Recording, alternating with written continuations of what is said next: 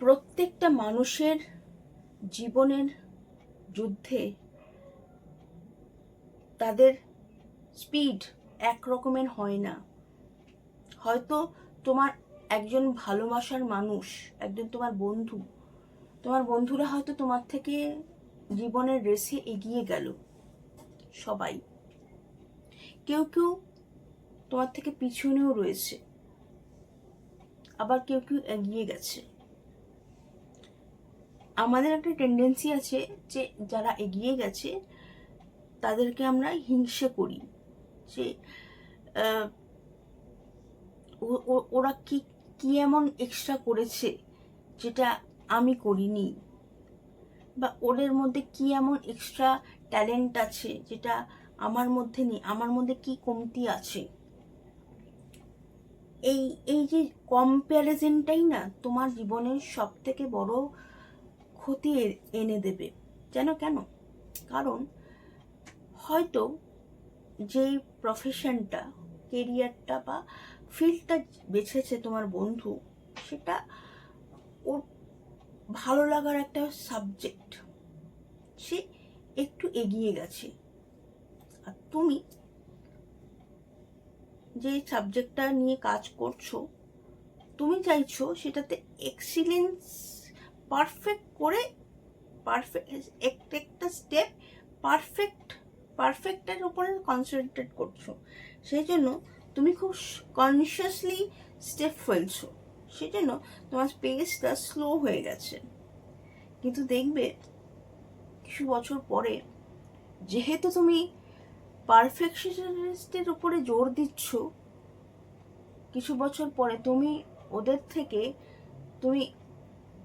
রকেটের স্পিডে এগিয়ে যাবে।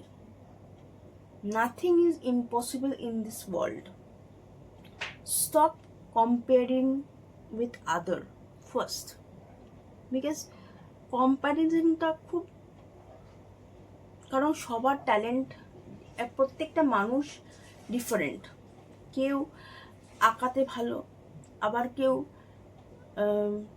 গান গাইতে ভালো, কেউ পড়াশোনাতে ভালো, কেউ ইংলিশে ভালো, আবার কেউ অঙ্কে ভালো, কেউ আবার কেমিস্ট্রিতে ভালো। এক একজনের চয়েস ডিফারেন্ট।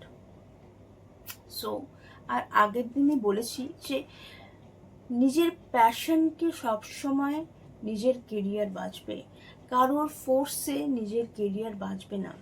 যে কাজটা তুমি ভালোবেসে করতে পারবে, যেটাতে তোমার আগ্রহ আছে, সেই কাজটাই করবে, যাতে লং রানে তুমি আনন্দ করতে করতে তুমি কাজও করবে, আবার উপার্জনও করবে।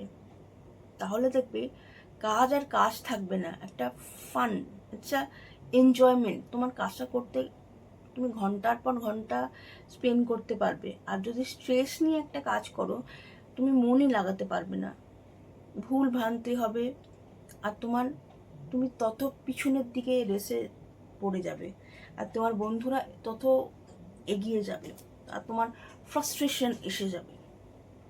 তো স্টপ, ফার্স্ট থিং হচ্ছে স্টপ কম্পেয়ারিং আর follow your passion. This is two thing is important very much in your life.